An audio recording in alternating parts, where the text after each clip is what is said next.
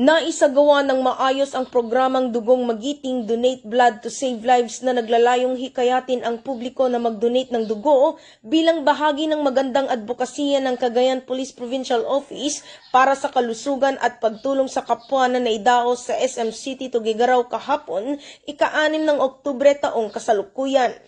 Ang Dugong Magiting ay isa sa mga itinuturing na best practices ng Cagayan Police Provincial Office sa pakikipagtulungan ng Cagayan Valley Medical Center.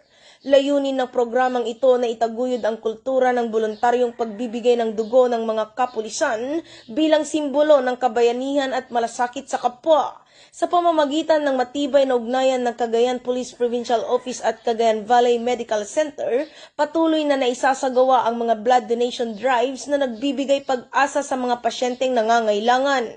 Ito ay sinasagawa quarterly upang makalikom ng sapat na supply ng dugo at mas marami ang matulungang pasyente, lalo na sa panahon ng kagipitan at pangangailangang medikal.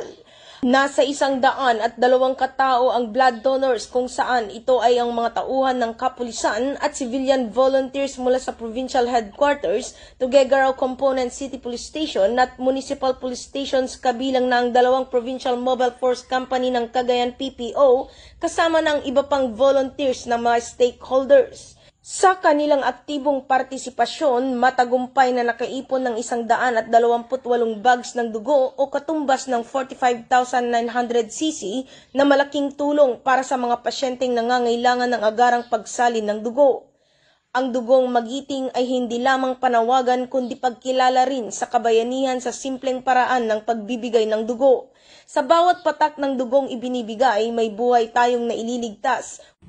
Mula dito sa Lambak ng Cagayan, ako ang inyong Police News Network Correspondent, Patrolwoman Jerilyn Colico, alagad ng batas, tagataguyod ng Balitang Pulis.